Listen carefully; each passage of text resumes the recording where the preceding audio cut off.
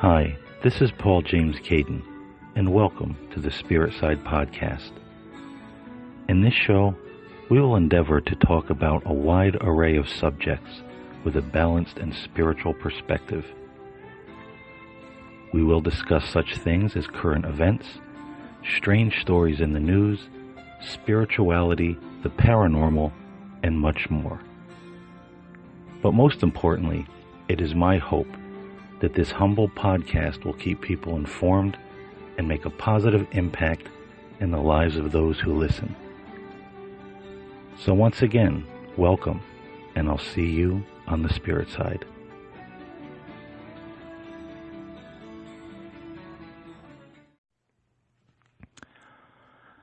Hello everyone, and welcome to the Spirit Side Podcast. I'm Paul James Caiden, and today joining me on the podcast is a gentleman where I've been going to church over the summer. It is a spiritual church near to where I live. And this gentleman, Ray Johnson, you are a minister in training, correct? Yes. And he shared a couple messages at the church as a minister in training, and I thought he was a person who really came from the heart. He just wasn't up there rehearsing, going through, pretty words or anything like that.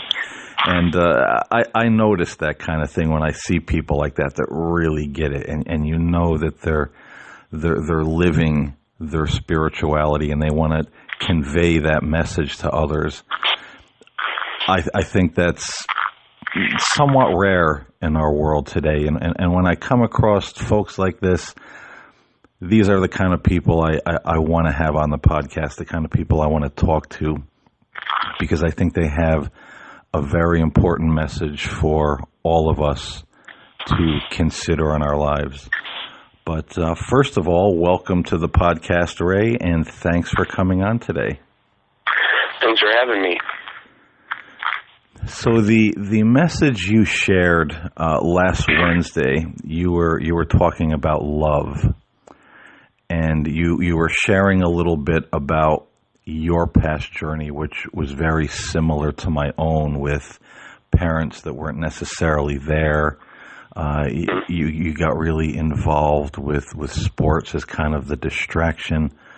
My thing when I was a teenager and a young person, I wanted to be a boxer at one point, and everything was fighting to me. Train and fight and learn to box better, martial arts. You never know when you're going to be confronted. And when I was younger, in my teens, that was the answer to pretty much every problem. If somebody gave you a hard time, got in your face, made you feel bad, well, you could yell at them, you could call them names, and better yet, if worse came to worse, hey, you could pop them, you could take a swing at them.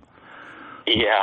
But and you were saying you had your fair share of fights and brawls as well. But yeah, share a little bit about your journey before you came to, and how you came to this point in your life where you said, I want to be a more spiritual and loving person. Okay, so I grew up in Union, New Jersey. So I'm in the middle of New Jersey city. I had to, it's a very populated place. So when you went to school, you're in the same grade with like 350 other kids, and yet I still felt alone. Mm-hmm. So a lot of the times I stuck to myself. I tried to make friends, tried to stand out, but usually it didn't work. It made people act weird towards me. I didn't really ever totally fit in. I happened to be good at sports, so I made friends with other kids who played sports, but yet they weren't always willing to be friendly with me. Mm-hmm. And I was always a little socially awkward, so I usually fit in with some of the kids who were used to being loners, but I was too much of a jock for them. So it was just kind of a weird situation for me growing up. And it led to me being quite an angry person as I grew up. I lashed out a lot. I got in arguments with my mom all the time. I said things to people that I would, I definitely regret these days, but, I would be appalled with myself looking back. So a lot of the times when people, confronted me about things or gave me a hard time, I usually just lashed out in anger. Mm-hmm. A lot of fights that way. Mostly I just didn't fit in anywhere in particular. I didn't have a group that I could look to and say, these are my kind of people. Right. So a lot of times I normally just stuck to myself. I had a couple of people that I hung out with here and there, but I played sports all the time, and I focused on that rather than, building a ton of relationships.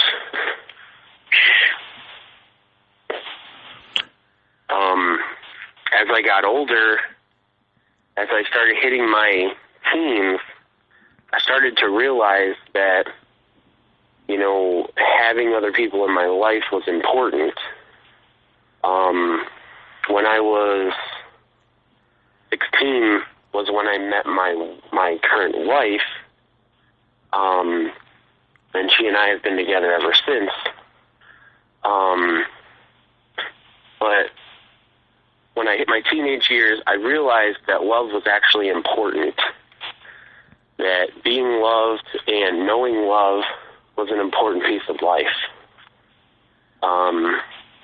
As I grew up, I started to realize that not really having a family growing up was forcing me to want to have a family of my own. It's just kind of a switch that turned. Also, I was lost. Much like a lot of people out there, I was lost. I didn't know where my life was going. I didn't know what it was going to look like. I didn't even think about my future. So when I was a teenager, I met my wife, Stephanie. She actually introduced me to Christianity. Mm-hmm. I was saved. I gave my life to Christ, and that began my journey down the spiritual path that I'm down now. It didn't make me instantly a less angry person. Oh no, it doesn't. I had to go through a lot. And anger still sometimes gets the best of me. I mean, I'm a human being, but I've definitely come a lot. I've come very far from where I was as a teen. I even remember saying to my wife several times over the years, I don't want to be angry anymore. I don't want to. And I think that's the key is you have to fight yourself. You have to fight the basic instinct that's in you to do wrong or to change. You have to want to change from the inside out. And, anger was definitely my biggest problem in life. And to not want to be that way anymore meant fighting my most basic instinct that I grew up with. It was my go-to. Mm-hmm. Anytime anything wasn't going right, or anytime I didn't get my way, I got angry. So to change that took a lot. I hear you. So what was the crossover for you? Just on a little bit of a side note, where you went from regular born again Christianity to spiritualism. What made you eventually bounce over into that direction? Well, actually, once again, it was my wife, Stephanie. She, I will follow her to the end of the earth. She is my everything. She's my best friend. And, about 2 years ago, she, well, let me back up a little bit. Most of her life, she has never really felt, that she belonged or anything like that. She's always felt out of place. So when we got together, it was, we completed each other. We gave each of ourselves something to believe in, something to love, something to understand. We were able to understand each other, understand where we were coming from. But anyway, she's always felt that Christianity wasn't everything, that there was more out there. And at this point, I was severely into Christianity. I was a mainstream Christian, I guess you could call it. I don't know. I believed that the Bible was 100%, and anybody that said otherwise was wrong.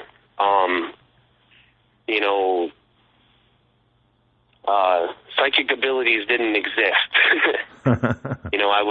I was that type of person just 2 years ago. But she told, she discovered the church, and she said, Ray, I just want you to give it a chance. She said, you don't have to go. She said, I just don't want you to stop me from going. Just support me in going to this church. So I was okay with it initially. I said, well, I'm not going, but I'm not going to stop you from going, and I won't put up a fight. If this is something you really want to do, I'm not going to stand in your way. So she ends up going to the church. She comes back. She says, oh my gosh, you have to go. You should try it. Just try it once. Yada, yada. You should go, and it's amazing. There's amazing people. So I'm the type of person, I'm pretty open-minded. I'll try anything once. And I went, and I was blown away. And so I started to say to myself, am I right? Is Christianity everything? Is it the answer? Is there more? So I started to say to myself, well, I'm gonna give this a shot. I'm gonna give it a real shot. I'm gonna listen to what everybody has to say. I'm gonna try new things. So I tried using my feelings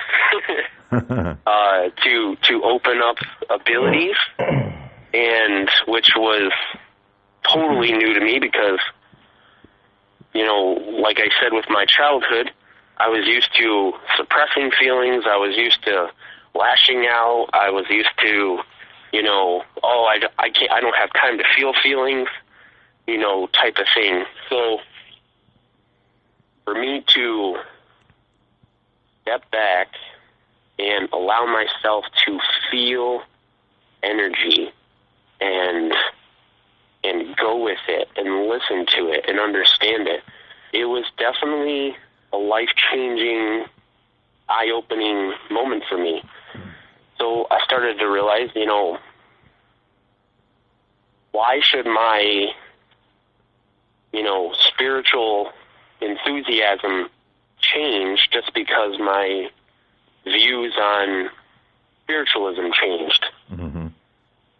So I became just as passionate about spiritualism as it was about Christianity, especially since our church is a Christian spiritualist church.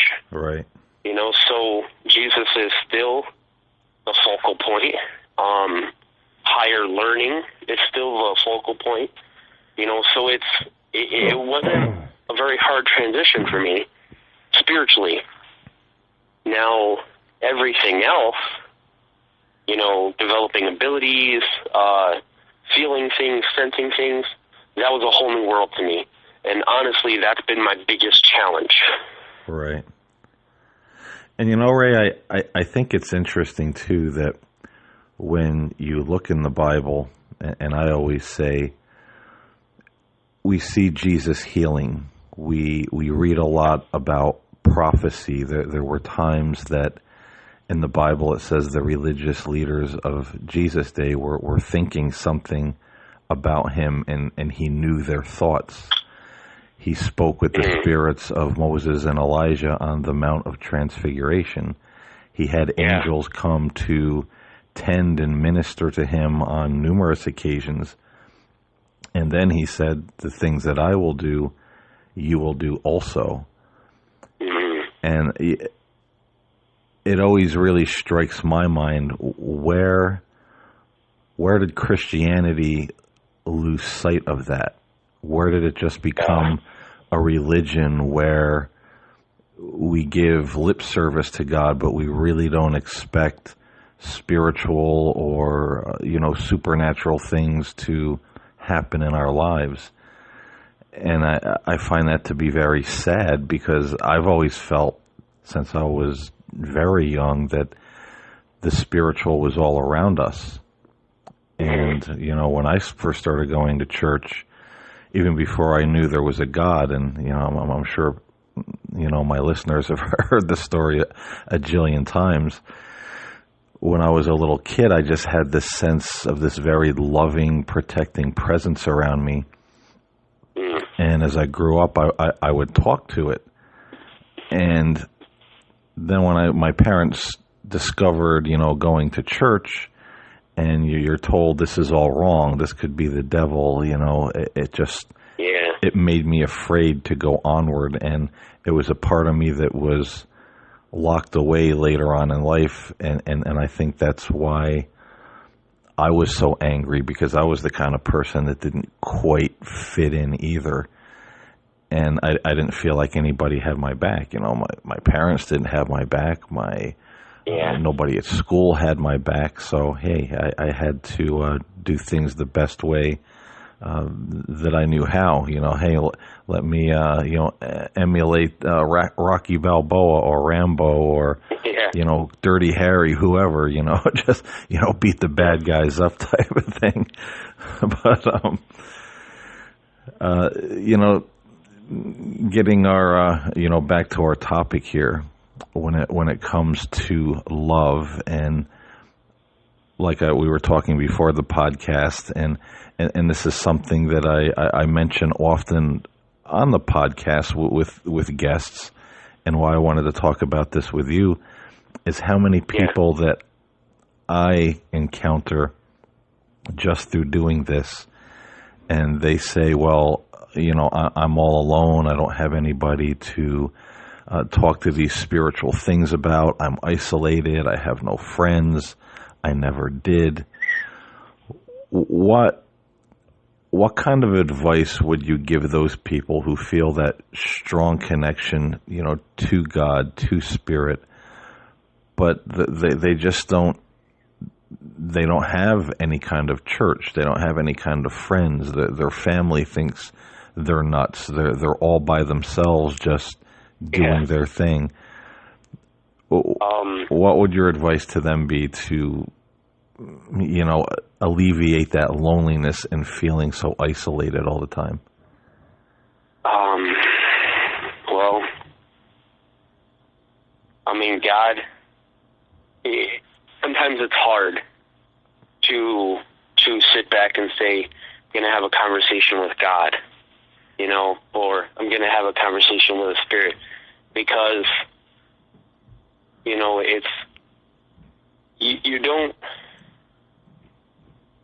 you're not actually physically talking to somebody, even though you really are. And the hardest challenge for that is, I think as human beings, we just want somebody right there in front of us, listening to us, understanding us, nodding their head in agreement. As human beings, we crave other human beings. We crave the love from other human beings. To think the Christianity way, the solely Christianity way, where there's some God up on a throne somewhere, and he's just looking down on us, but he's not really reachable. We can send prayers up to him, but we can't actually talk to him or have conference with him. It's not true. God listens to us. God embraces us. God loves us. He sends his spirits to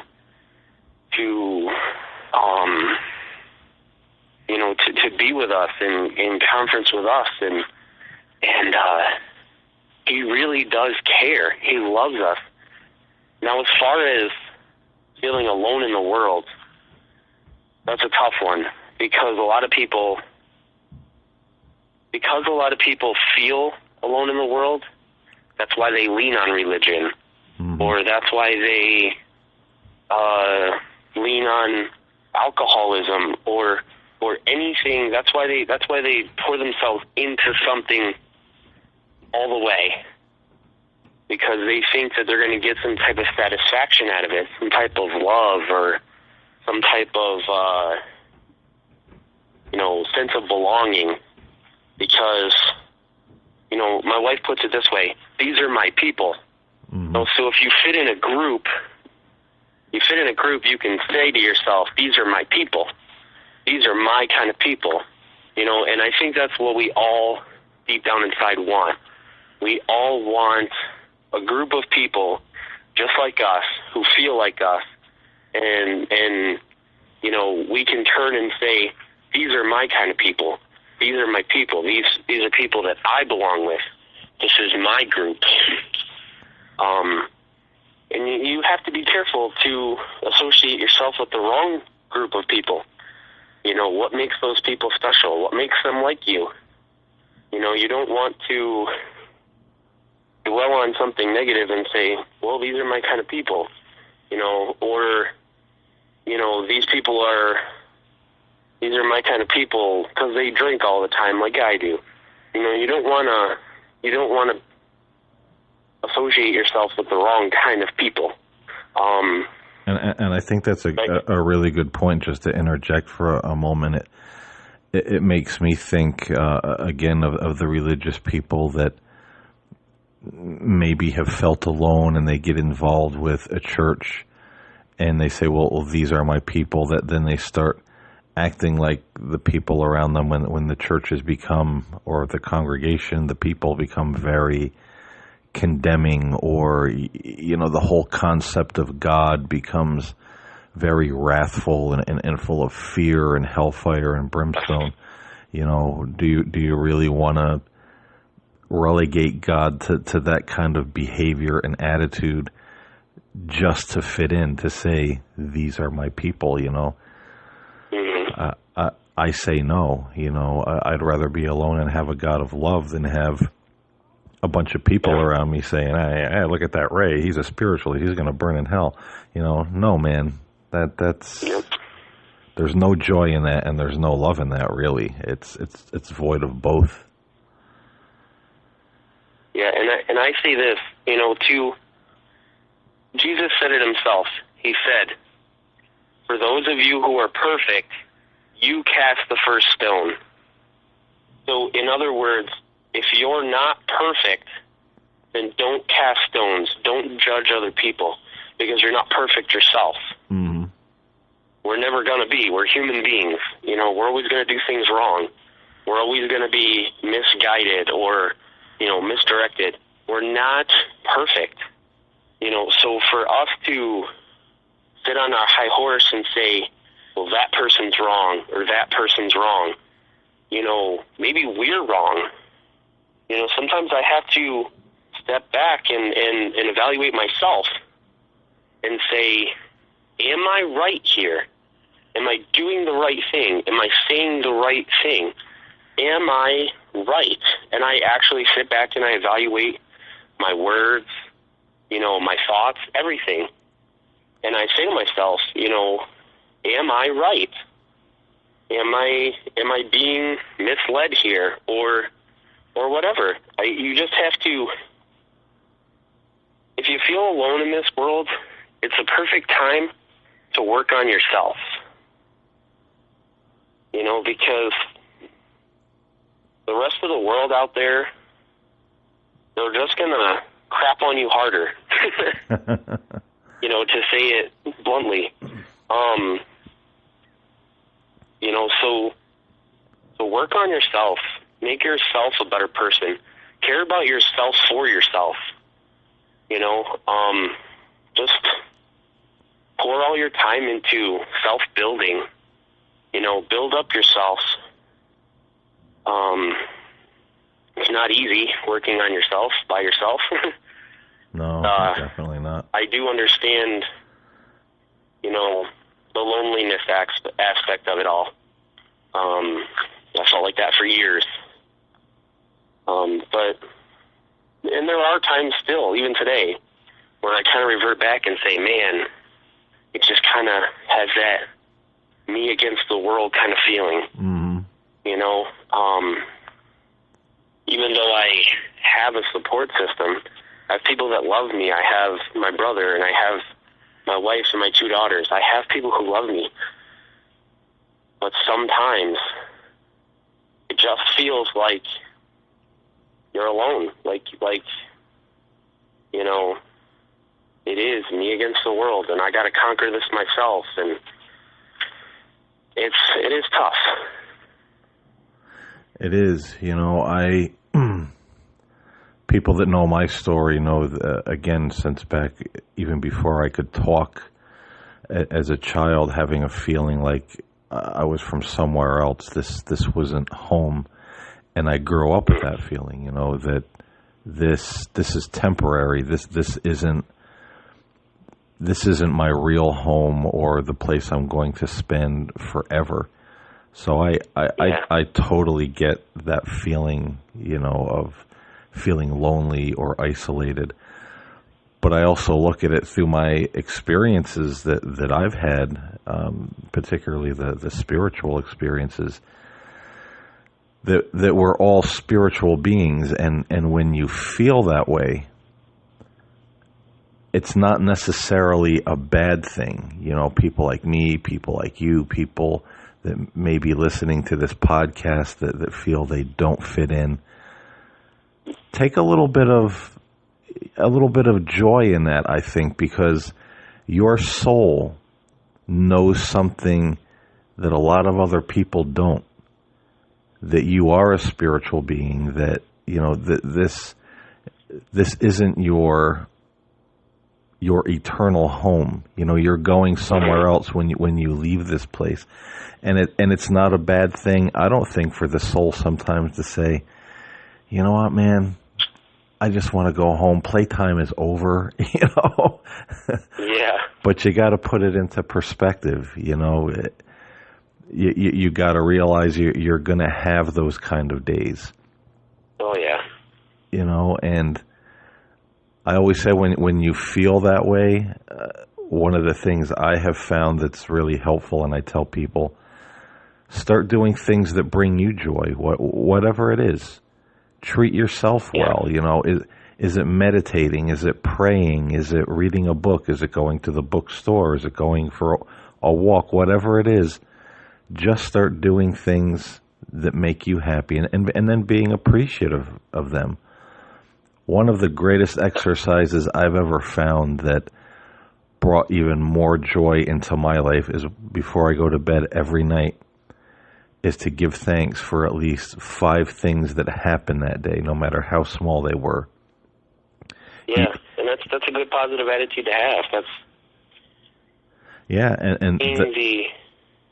seeing the positivity in life, seeing the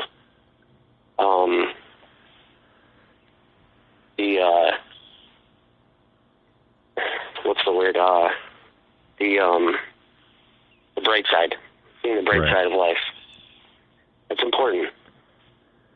It is, and I feel the more you do it, the more comes. It just seemed to open like a gateway of more blessings, more positive experiences. Even if the 5 things to give thanks for were to go to bed that night and say, hey, I'm going to bed tonight. I'm grateful, God, that I'm healthy. I watched a good movie with my wife. We had another evening together, the family at the dinner table. The crickets sound really, nice outside tonight. Little things. Yeah. And it's just amazing what that will do and how much appreciation that will start to bring into a person's life. But it's also important to love and accept ourselves. And absolutely, that's when I was, how would you tell people to gain that acceptance and love for themselves? Because a lot of people don't have it.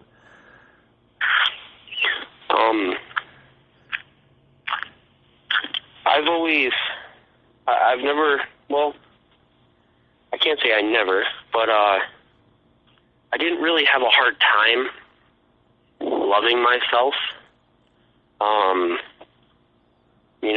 Sometimes there's things about me that I wish I could change, which I'm sure everybody feels that way. I'm sure even, supermodels, they may think everybody may think they're perfect or they don't need to change this or change that, but I can tell you that there's 1,000 things they would love to change about themselves. Mm-hmm. So everybody has to go through that struggle of, I don't like this about myself or whatever. But similar to what you said, I challenge those people to say 5 nice things about themselves each day. Say, I'm glad I'm healthy. I like that I'm strong, or I like that I know how to do math well. Just anything. I like the color of my eyes. Because there is a lot of power in positivity. If you're pouring positive things into yourself, about yourself, it's going to eventually change your mindset about yourself. Also, like you said, be thankful. Thankful that you have 2 legs to walk on. Some people don't have that. Mm-hmm. Be thankful you have 10 fingers, 2 arms, 2 eyes. Some people don't have those things. You do. There's always something about you that can be looked in a positive light, and you can say, at least I have this. Somebody else might not. That's true. Very true. And I think you can kind of build the bridge between all that. One of the things, again, that kind of helped me is, because I was the kind of person at one point in life that didn't have a very good outlook of myself.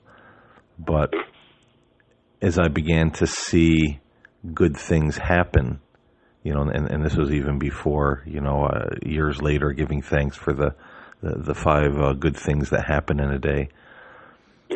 Whenever something good would happen, I would, of course, say, well, this is a blessing from God, so if God loves me enough to give me this blessing, give me this event in my life that brought a smile to my face, made me feel happy, made my day. If God loves me that much, why shouldn't I love myself? Exactly. And we can all find things in our lives to be grateful for, and then realize, geez, you know what? If the higher power of the universe thinks this much of me, that maybe I didn't have enough money for a gallon of milk, and I went outside and found $5 on the street, then that means something. Somebody sees the value in who I am, so maybe I should too. Yeah. It's very important to notice the little things as they come along, because if not, you're going to miss them, and you're going to think that they were never there to begin with.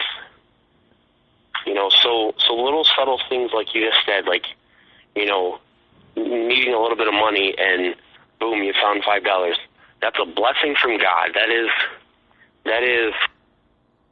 Him throwing you a bone. That's Him tossing you a paddle. Mm-hmm. To get swimming or to get rowing again. He's telling you, I got your back. I'm here for you. Lean on me. I want you to succeed here. I don't want you to feel this way. I want you to know that you're not alone. And those things will happen once you do open your heart, your consciousness, your mind, that God is all around us, that the spirit world is all around us, the angels, and they're looking out for us, and expect, and I share that story about the $5 because a true life experience years ago, I helped a friend out who her son had a baby with his girlfriend. They were broke. The baby needed formula, needed diapers. They didn't have enough money. And I was visiting, and, I gave them my grocery money for the week. I was like, here, take it. But then I went home going, well, I don't know how I'm going to eat or put gas in the car because I just gave them, Yeah. But then my very next thought after that was, well, I'm not going to worry about it. God will, God will find a way. He always does. And then I just got this on the way home, this urge to go to the mall. I didn't have any money, so I don't know why. Just go to the mall. So I went to the mall. I'm walking through the mall. It was pretty empty. And, suddenly I realized, I kicked something on the floor. And I looked down, and here's this wad of bills. And I was like, I look around. There's nobody around. I don't know who dropped it. It was just me and, maybe two other people, way up the hall. But I picked it up. I counted it, and it was the exact amount of money that I'd given to my friend to buy the diapers and the formula and all that. So things like that can and will happen. You just got to, as they say, have a little faith to say, you know what, exactly. Somebody's on my side, because God is definitely on your side, no matter what or what you think of yourself. Mm-hmm. So in closing this out, getting toward the end here, maybe tell the listeners how important it is to realize that even if they feel there's no one else around them, okay, they're by themselves, or maybe they got a ton of people around them. How important is it to know that God loves them? It's probably one of the most important things to know.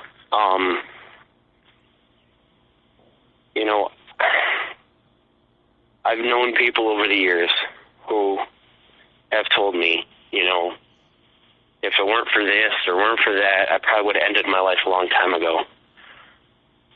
And although I've never felt that way personally, I do feel for those people. I feel that, life must be so hard for them that they feel that way, that it doesn't, they feel like there's no other way out. I feel bad for them. I feel that if you just have to know deep down inside that God's got your back, and He doesn't ever want to see you do that to yourself.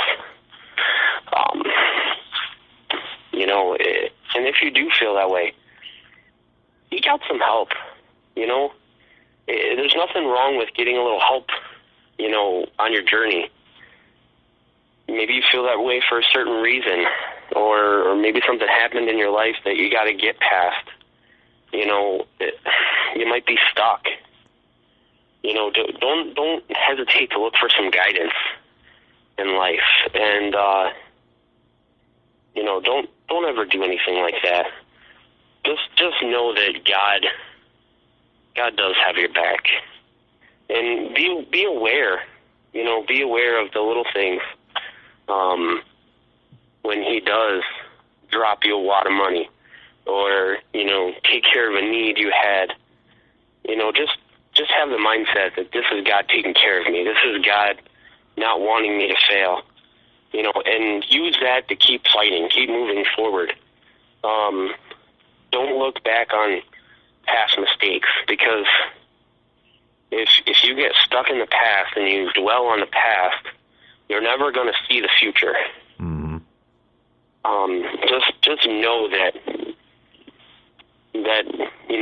tomorrow you may wake up and then be thankful for it. I hear you, and I think I would add to that. As you said, there's nothing wrong with seeking some help, but I would also say this to people. A lot of people I know, they go to a doctor, or if they seek out some kind of counseling because they're having a problem, and they'll find a doctor or a counselor that they really don't like, or they really don't resonate with, but they'll keep going. And well, I don't know if I should do this, but the doctor said so. But I guess he's right. Don't do that to yourself either. There's nothing wrong if you're feeling alone, if you're feeling really depressed, emotionally just not well. Yeah. Don't be afraid that if you go to talk to somebody and you don't resonate with that person, don't be afraid to say, hey, thank you for your time. This is really not what I'm looking for, and go to somebody else. Find that person that you resonate with. Find that person that you feel gets you and is really listening to you and giving you, the kind of advice that's helping you. Don't settle for just, well, they're the doctor, they're the counselor, so they must be right, even though it's not really helping. So many people do that, and they don't get the help and the nurturing that they need. And so it's important. Remember that the doctor works for you. You have a right to say, this one's really not working so well for me. I think I'm going to, look around and to try to find somebody else. So I think that's very important, when it comes to getting counseling and help in those areas as well. But as far as that goes, just because, and I'm not knocking therapists, just because they are professionals, just because they are, they went to school for it and they learned a lot of things, doesn't mean they're right, and it doesn't mean that they know it all and they have all the answers. Because if they did have all the answers, they wouldn't be, supplying other people therapy, Right. So don't take everything they say to heart. Don't take, take it with a grain of salt. We say at church, take what you like and leave the rest. Mm-hmm. Take what resonates with you and leave the rest. And we approach that with a lot of things. when it comes to Christianity or the Bible or anything in general, anything at all. Take what you like, leave the rest. You don't have to accept it all. No, you don't. You definitely don't. And especially since there's so many interpretations of religion and medicine, and sometimes you're going to get a healthy dose of somebody else's opinion in there, and it might not necessarily be, as Ray said, correct or what you need. So don't be afraid to leave it at the door. Yep. So in closing, any final thoughts for the listener on anything that we've talked about during the podcast?